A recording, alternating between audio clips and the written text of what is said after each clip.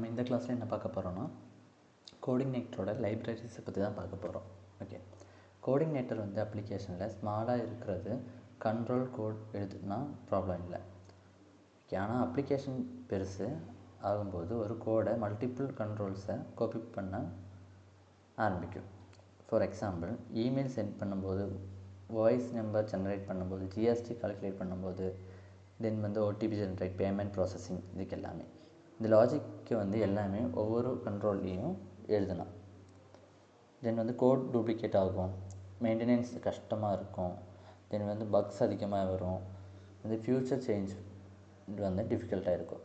அதனால் ரீயூசபிள் கோடை லைப்ரரிக்குள்ளே வச்சிடலாம்.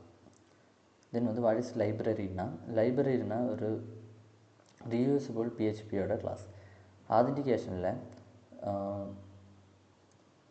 ரிப்பீட்லி வந்து யூஸ் பண்ணுற வேண்டி பிஸ்னஸ் லாஜிக்காக யூட்டிலிட்டி மெத்தட் வந்து ஒரு கிளாஸ்க்குள்ளே ஸ்டோர் பண்ணோம்.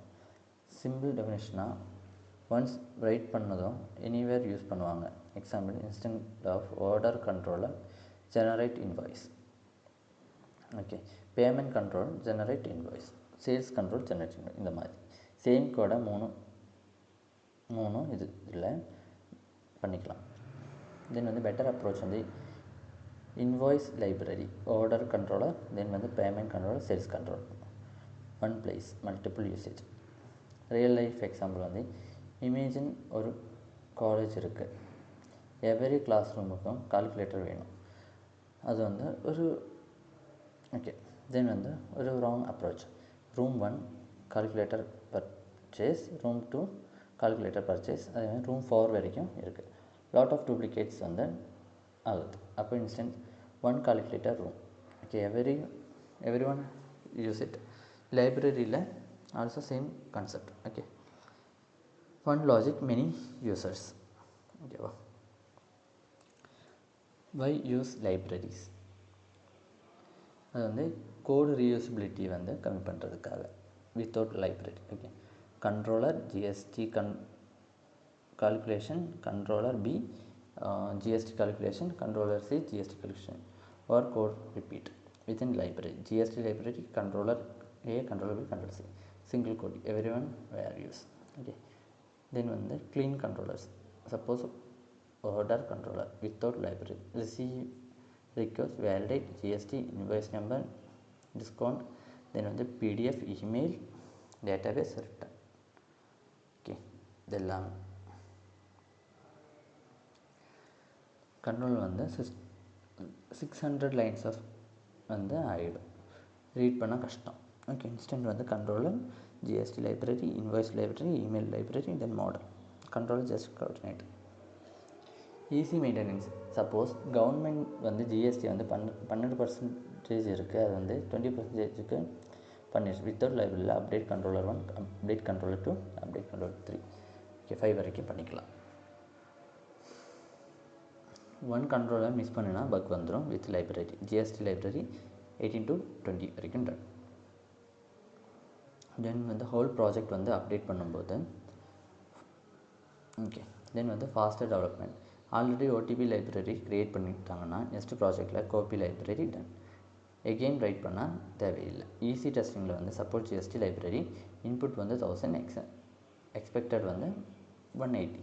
ஓகே, ஈஸியாக டெஸ்ட் பண்ணிக்கலாம். கண்ட்ரோல் ஓப்பன் பண்ணால் வேண்டியதில்லை. ரியல் வேர்ல்டு எக்ஸாம்பிள் வந்து இகாமர்ஸ் வெப்சைட்டில் அமேசான் மாதிரி வெப்சைட்.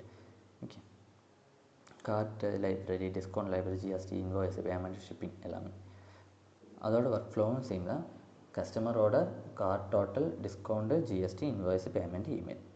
ஒவ்வொரு ஒர்க்குக்கும் செப்பரேட் லைப்ரரி இருக்கும். School management, student ID generate, attendance, grade calculation, SMS centre, email centre, attendance calculation பண்ண முடியும். பர்சன்டேஜில் வந்து ஒர்க்கிங் டேஸ் வந்து தென் வந்து பர்சன்டேஜ். ஓகே, தென் வந்து ஹாஸ்டல் மேனேஜ்மெண்ட் எல்லாத்துக்குமே சேம் ஒர்க்கிங் ஃப்ளோ தான். தென் பில்டிங் லைப்ரரி வந்து கோஆர்டினேட்டரில் ஆல்ரெடி நிறைய லைப்ரரிஸ் கொடுத்துருக்காங்க, நீட்டாக டைரக்ட் பண்ணிக்கலாம். Then example section, login user டேட்டாவை ஸ்டோர் பண்ணிக்கலாம். தென் வந்து வேலிடேஷன், ஃபார்ம் வேலிடேஷன் பண்ணலாம். Name request, email request, password request. Then கேஷில் ஃப்ரீக்வெண்ட்லி யூஸ்டு டேட்டா வந்து மெமரியில் ஸ்டோர் பண்ணலாம்.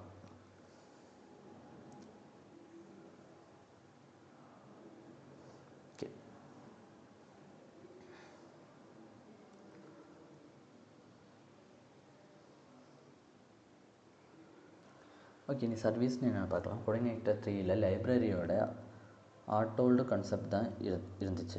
கோஆர்டினேட் ரெக்கமெண்ட் மெத்தட் தான். Okay, service.php register invoice library, then invoice service.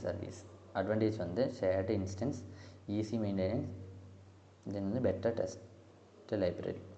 Library versus helper, இதுக்கு ரெண்டுக்கும் என்ன டிஃப்ரென்ஸ்னால், லைப்ரரியில் கிளாஸ் இருக்கும், ஹெல்ப்பரில் ஃபங்க்ஷன்ஸ்.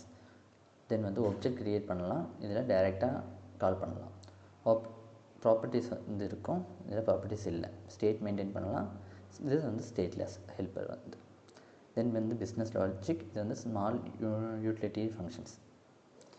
தென் வந்து எக்ஸாம்பிள், ஹெல்ப்பர் வந்து ஃபார்மேட்டிங் ப்ரைஸ் வந்து 1000, லைப்ரரியில் ஜிஎஸ்டி லைப்ரரி, கால்குலேஷன் வந்து ஜிஎஸ்டி.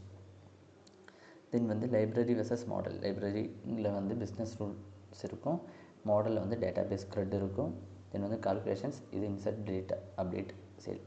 ஓகே, இதில் வந்து reusable logic, data storage, database primary responsibility இல்லை, இதில் இன்ஸ்டன்ஸ் பண்ணணும், இன்ட்ராக்ட் பண்ணணும், டேட்டாபேஸ் வந்து இன்ட்ராக்ட் பண்ணணும். தென் வந்து library GST calculation, save invoice. Okay, then வந்து பெஸ்ட் ஒன் ரெஸ்பான்சிபிலிட்டி வந்து invoice celebrity, GST library, payment library, salary library, எல்லாமே ஆட் பண்ணிக்கலாம். ஓகே, நம்ம இவ்வளோ நேரம் பார்த்து லைப்ரரிஸை பற்றி, கோஆர்டினேட்டரோட லைப்ரரிஸை பற்றி பார்த்தது எல்லாருக்கும் புரிஞ்சிருக்கும்னு நினைக்கிறேன். Thank you everyone.